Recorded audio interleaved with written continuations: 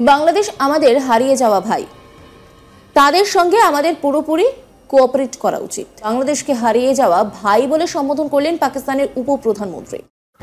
কথায় আছে, বিপদের বন্ধুই প্রকৃত বন্ধু।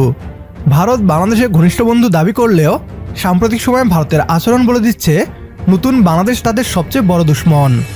ছাত্র জনতার নতুন বাংলাদেশকে কোনোভাবেই মেনে নিতে পারছে না মোদির ভারত।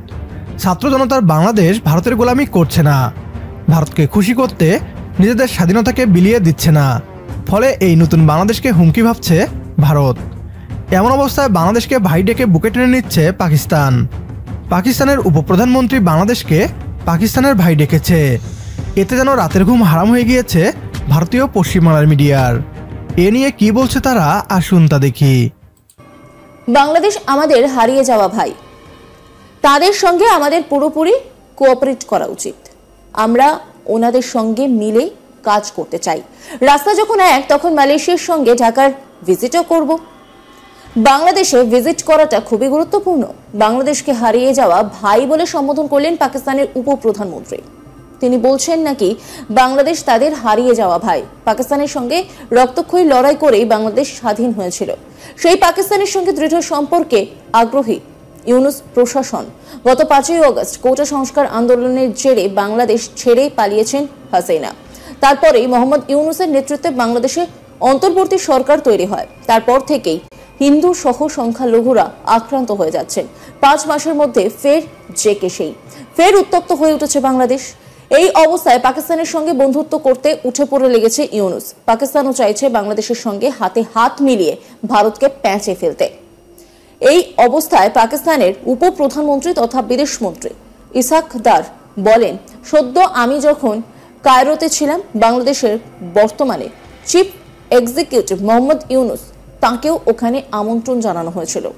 উনি সেটাকে অ্যাকসেপ্ট করেন। রাস্তা যখন এক, তখন মালয়েশিয়ার সঙ্গে ঢাকার ভিজিটও করব।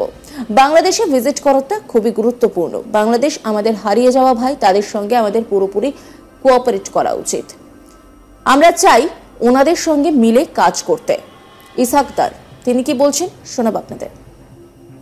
उसके साथ अभी हम जब रिसेंटली कायरो में थे, तो बांग्लादेश के जो चीफ एग्जीक्यूटिव हैं इस वक्त डॉक्टर यूनुस, तो उन्होंने भी उनको इनवाइट किया गया। उन्होंने असूली तौर पे इन प्रिंसिपल इनविटेशन को एक्सेप्ट किया, लेकिन उन्होंने कहा कि मैं क्यों नहीं विजिट करता उनके विजिट से पहले।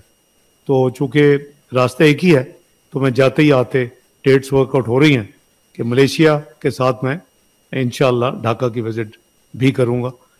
बांग्लादेश की विजिट मैं समझता हूँ कि बहुत ज़रूरी है। हमारा वो एक भाई है, बिछड़ा हुआ भाई है, और हमें पूरी कोऑपरेशन करनी चाहिए उनके साथ। दुश्मনের दुश्मन समान বন্ধু। পাকিস্তানের সাথে আমাদের একটি কঠিন ইতিহাস রয়েছে, এটা সত্যি। তবে 1971 সালের জন্য বর্তমান পরিস্থিতিতেও আমাদের পাকিস্তানকে এড়িয়ে চলতে হবে, এর কোনো মানে হয় না। পাকিস্তানিরা একাধিকবার মুক্তিযুদ্ধে তাদের গণহত্যার জন্য আফসোস করেছে। বাংলাদেশ সরকার চাপ দিলে পাকিস্তানের সেনাবাহিনী অফিসিয়ালি ক্ষমাও চাইবে।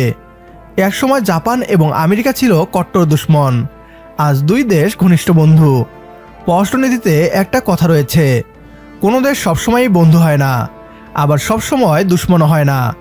পাকিস্তান বাংলাদেশকে বুকে টেনে নিচ্ছে, তাই আমাদেরও উচিত পাকিস্তানের সাথে ভালো সম্পর্ক স্থাপন করা। আজকের ভিডিও এ পর্যন্তই। ভিডিও সম্পর্কে আপনার গুরুত্বপূর্ণ মতামত কমেন্ট বক্সে জানিয়ে দিন আমাদের। সেই সাথে ভিডিও শেয়ার করে দেখার সুযোগ করে দিন আপনার বন্ধুদের। পরবর্তী ভিডিও দেখার আমন্ত্রণ জানিয়ে বিদায় নিচ্ছি আজ। আল্লাহ হাফেজ।